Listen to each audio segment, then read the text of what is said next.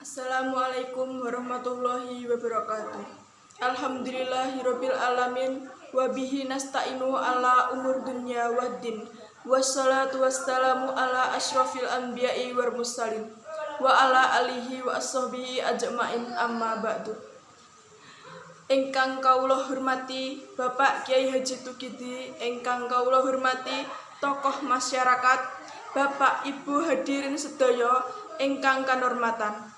Langkung rumiyin monggo sesarengan ngunjukaken raos syukur dumateng Yang Maha Kuasa sallallahu alaihi wasallam ingkang sampun maringi kathah kenikmatan dumateng kita sedaya, sehingga kita saged ngrawuhi pengajian dalam rangka halal bihalal wonten mriki kanthi boten wonten alangan punapa-punapa.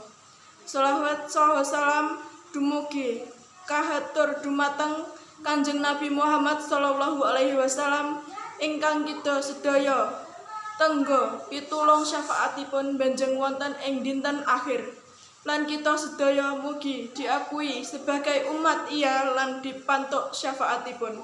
Amin amin ya rabbal alamin. Hadirin ingkang kanormatan, keparenga kawula matur ing mriki sebagai pembagi wekdal utawi bertugas sebagai penata cara wonten program pengingatan halal bihalal punika. Menawi ningali wekdal sampun nyekapi pramila pribadi wonten kawula waosaken susunan acara ingkang badhe kaampah wonten ing dikala dalu punika. Acara ingkang sepindah inggih punika pembikaan.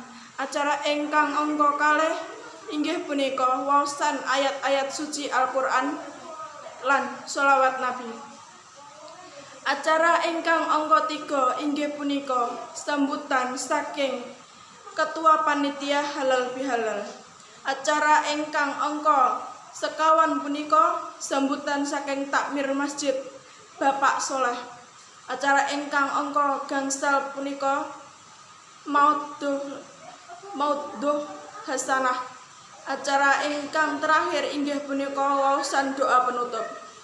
Menikalah susunan program ingkang badhe kalempah ing dikala dalu punika. Mugi-mugi program saged berjalan kanthi lancar lan pikantuk ridho saking Allah Subhanahu wa taala. Wassalamualaikum warahmatullahi wabarakatuh.